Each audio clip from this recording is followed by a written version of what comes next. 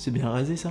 Bonjour à tous, j'espère que vous allez bien. Pour ceux qui ne me connaissent pas encore, je m'appelle Dorian, je suis professeur de yoga et je suis également le fondateur du blog Yoga Efficace. Dans cette vidéo, je vais vous expliquer les 7 points de la formation de yoga intensif que j'ai suivi en Inde. Alors qu'est-ce qu'on apprend dans ces formations? Vous en avez peut-être entendu parler, peut-être que vous avez même envie d'en faire une. Alors je vous explique tout ça ici.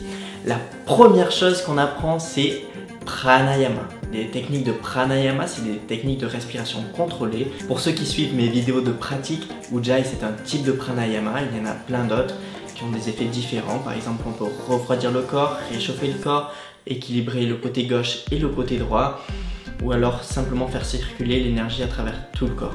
Chaque pranayama a ses propres bienfaits et ça on apprend tout ça en 1 heure tous les matins à jeun de 6h à 7h.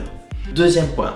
Le deuxième point, c'est les asanas. Les asanas, c'est les postures. Donc, toujours à jeun, on enchaîne avec la première pratique. Donc, moi, je faisais une formation pour le yoga Ashtanga. Donc, je faisais une pratique de 2 heures tous les matins de yoga Ashtanga. Troisième point, c'est les mantras. Alors, qu'est-ce qu'un mantra? C'est un mot ou un groupe de mots qui est connoté en termes de vibration ou bien en termes de sens.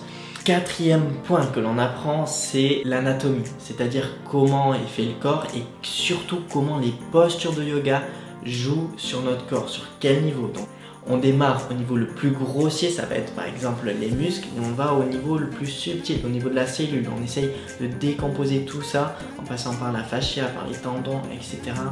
pour pouvoir comprendre comment ça se fait que les postures de yoga ont un effet si bénéfique sur notre santé. Cinquième point, c'est la philosophie. Donc dans la philosophie, on apprend d'où vient le yoga et quels sont les principaux préceptes.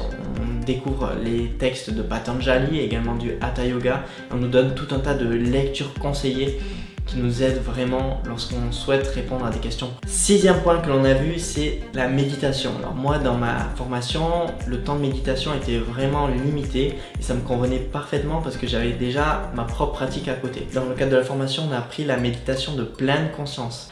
Si vous voulez la découvrir, je vous mets un lien dans la description et je vous l'enverrai automatiquement par mail.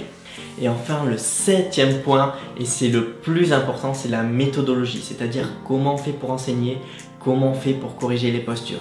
C'est ce qui nous prend le plus de temps dans la journée, c'est-à-dire 3 heures par jour. Voilà, c'était les 7 points que l'on apprend dans une formation intensive en Inde. Cette vidéo est maintenant terminée, je vous invite à vous abonner pour ne pas manquer une seule des nouvelles vidéos.